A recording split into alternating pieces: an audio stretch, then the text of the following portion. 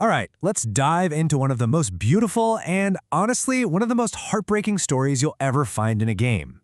We're talking about the rise and tragic fall of a forgotten kingdom of insects. This is the agonizing story of Hallownest. There's this message you find deep in one of the most dangerous parts of the kingdom, and it just sets the stage perfectly. It basically tells you, hey, if you really want to get to the truth of this place, you've got to understand its pain first. And that's the real kicker, isn't it? What if it's not just about one hero's tough journey? What if the entire history of a kingdom was just one long path of pain, where every single choice, every sacrifice, every glimmer of hope was built on top of pure agony? Okay, but before all that darkness, there was an incredible shining light. It all started with this being of just immense power and vision. He was originally a worm, a giant creature, who shed his old form and basically remade himself into the Pale King. So the Pale King, wow, he was a total game changer. I mean, he found this world of just primal, mindless bugs and gave them an incredible gift, a mind, the ability to think, to have a will of their own. He brought warring tribes together, built this absolutely breathtaking capital city, and linked the whole kingdom with this amazing network of roads and stageways, and for a while, Hallownest was a paradise, a kingdom that believed it was immortal, watched over by 5 legendary knights, and ruled by a god king who literally promised them eternity. But there's always a but, right? Hallownest was built on top of a secret, a forgotten history.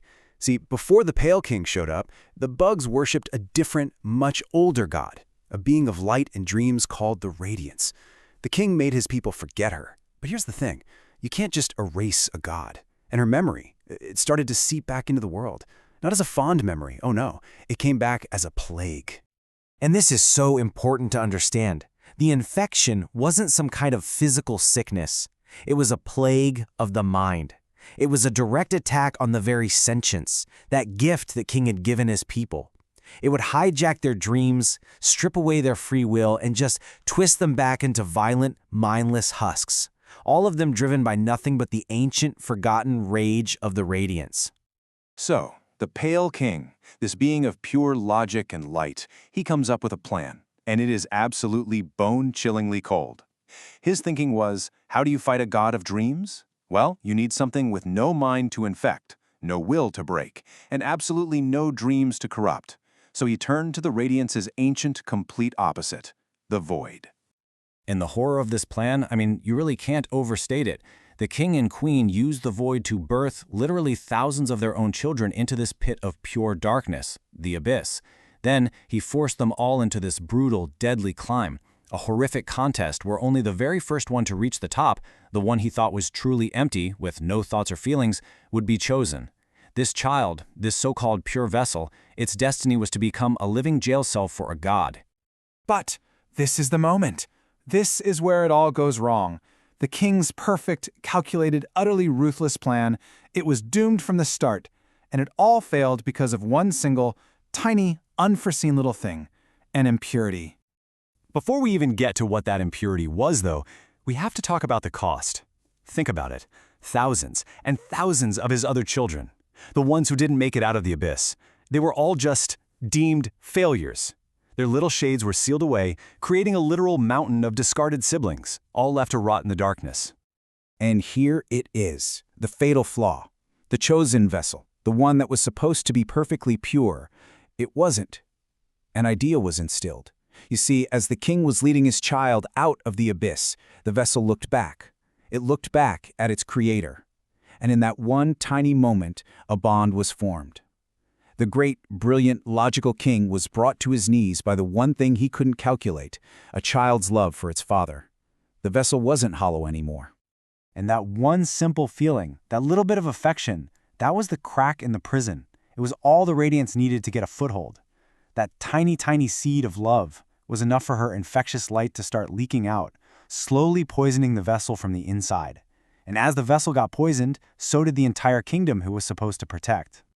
So the king's plan didn't just fail, it backfired in the most catastrophic way imaginable. That slow leak of the infection, it became a flood.